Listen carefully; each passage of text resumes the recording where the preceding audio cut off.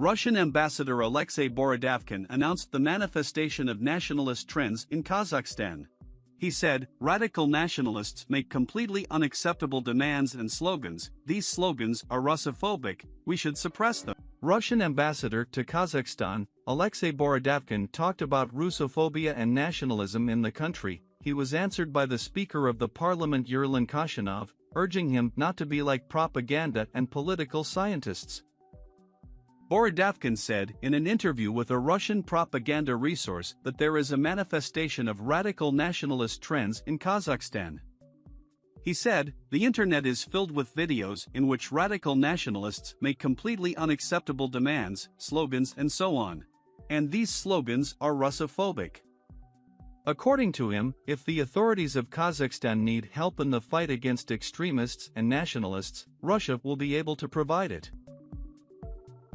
Kashanov reacted to Borodavkin's statements, who said that his statements did not comply with the statute of the ambassador, and countries should work for the benefit of each other so that the statements of politicians do not harm relations. He said, "I have carefully read the interview with Alexei Borodavkin. Some points really do not correspond to its status and do not work for the benefit. Mr. Borodavkin is an experienced diplomat, we have known him for a long time. But he should not be like propagandists and political scientists. Xenophobia exists in Russia and other countries." Arbat Media reported that a petition has appeared online demanding the resignation of Alexei Borodavkin. Kazakhstanis insist that the diplomat be expelled from the country. The author of the publication stressed that the ambassador allowed himself unacceptable statements about the people of Kazakhstan, threatened with possible interference in the internal affairs of the country, and even inferred out what language to speak. All this, as well as statements about nationalism, can incite ethnic hatred in the republic. Furthermore, Ulis Media reported that these kinds of statements are often heard from the lips of Russian politicians calling for violation of the territorial integrity of Kazakhstan and calling into question its statehood. Thus, on the air of the talk show Evening with Vladimir Solovyov, which is released on Russia One channel, political scientist Drobnitsky called Kazakhstan the next problem after Ukraine. In 2014, Russian President Vladimir Putin said that the Kazakhs did not have statehood. At the end of 2020, United Russia Party deputy Vyacheslav Nikonov said that Kazakhstan simply did not exist, and the country's territory is a great gift from the Russian Federation and the Soviet Union. He was echoed by his colleague Yevgeny Fedorov, outraged by the response of the Ministry of Foreign Affairs of the Republic of Kazakhstan to Nikonov's words, and demanded to give the territories that were taken illegally.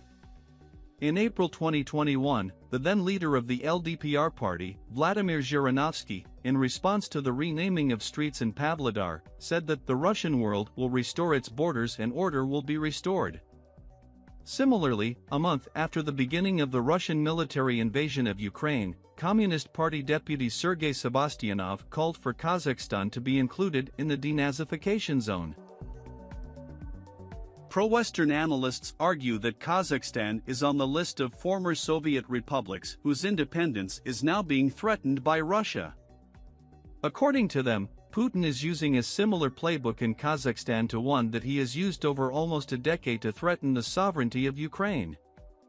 They claim that Russia's involvement in Kazakhstan in January 2022 looks very familiar to the Ukrainian crisis. They say it's similar to what happened in Ukraine beginning in 2014 when peaceful protesters were met with violence by the government and a protest grew into a revolution that ultimately overthrew the Russian-backed leadership of the country. Seizing on that moment of domestic unrest in 2014, Putin gave direct orders to annex Crimea, a Ukrainian territory home to a key Russian naval base. Shortly afterward, he supported a war mounted by so-called Russian-speaking separatists in Ukraine's eastern regions.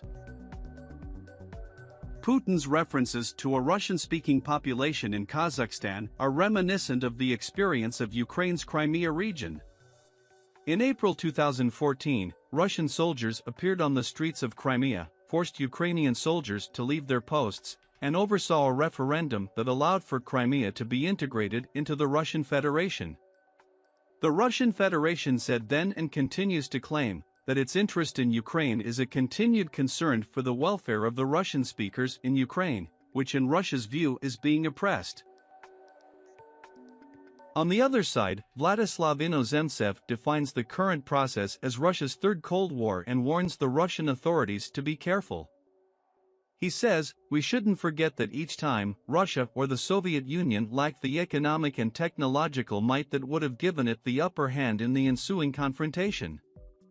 Although Moscow has had the capability to wipe its enemy off the face of the earth ever since it developed nuclear weapons in the mid-20th century, it would have also been blown to smithereens in the process, with the result that it was unable to win any of these Cold Wars, and each of its defeats ended in a serious crisis of the entire social model of both the Russian Empire and the Soviet Union."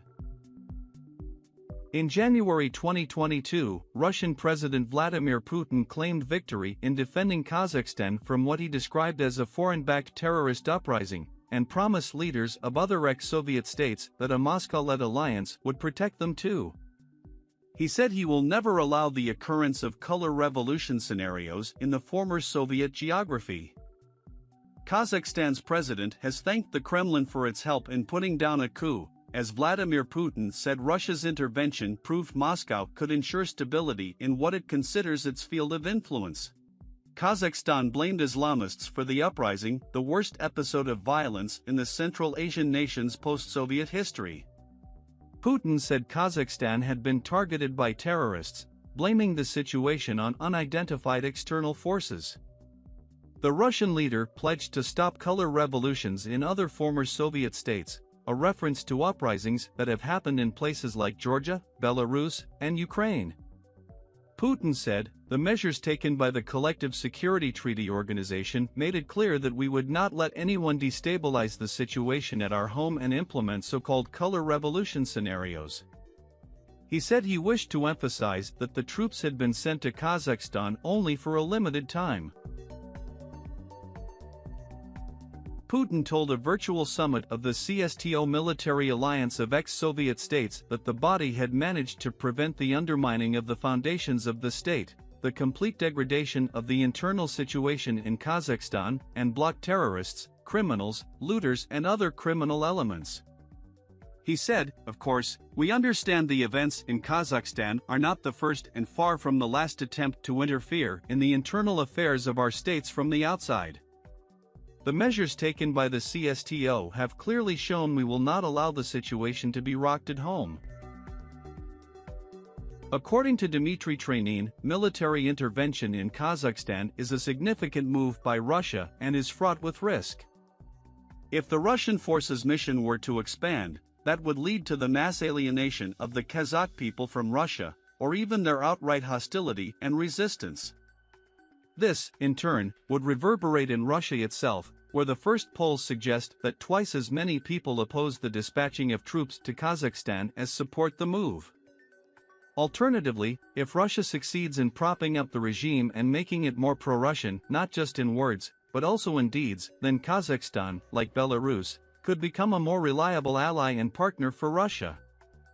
Kazakhstan's multi-vector foreign policy would then be streamlined, as has happened recently in Minsk and Yerevan. At this point, the conditions appear to favor the latter scenario, which explains the Kremlin's decision to go ahead with the intervention. It is time to share your opinions. Should Kazakhstan worry about Russia?